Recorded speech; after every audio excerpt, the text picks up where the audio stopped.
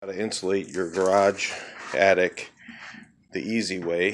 They have this stuff at Home Depot, and it's just foam, and it is really easy to install. In fact, it's the easiest thing you can use if you want to insulate your garage, attic for storage. One of the things, it does two purposes. One purpose is it's white and it reflects light so you can see better. So when you have a light, I'll show you what I'm talking about.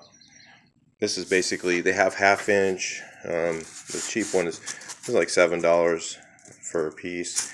You can roll it kind of up. It's really flexible. There's also 1 inch, which even gives you a lot more insulation depending on what you're trying to do.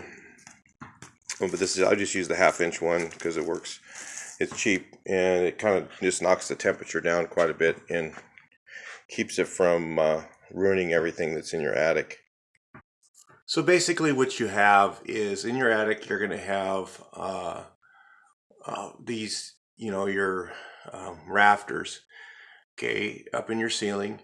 And between those rafters, if you went out and had it insulated and drywalled, what you do is you would put insulation stuffed in there between those two rafters, and you would put drywall over that, and when the drywall's over it, it insulates it.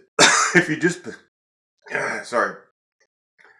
if you just put the insulation up, it won't work.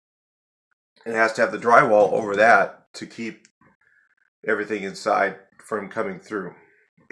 So let me show you what I'm talking about. It's actually, installing this stuff is actually very easy. You can do the whole area pretty quickly. Probably like this big garage could be easily done in one day.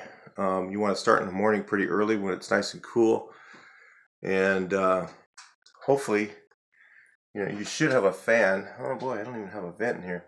Thought I had a vent in here, but guess not. But you should have a fan in here or something to kind of keep it, keep some airflow going on and make it a little bit easier on yourself. But this is going to work out really well. I did one of my sheds. I'll show you what it's like.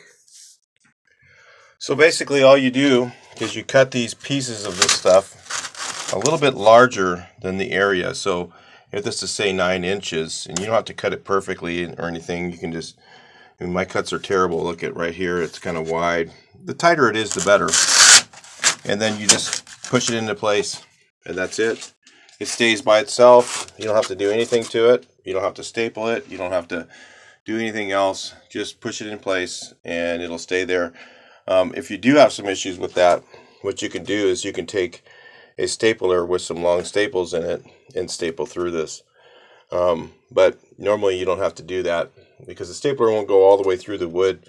It'll only, you're going to need some really long staples, like 5/16 or 1/2 inch. Actually 1/2 inch will do it if you go through this, because you're going to push on a little bit and it'll just barely kind of hold it in place.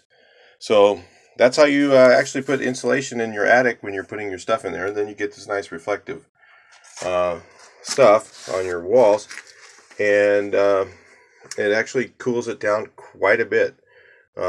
It's also great for storage buildings, like if you have buildings in your property and you don't want stuff to get too hot. Like I have paint in here, I don't want this stuff to get too hot, and that's how you do it. That's no big deal.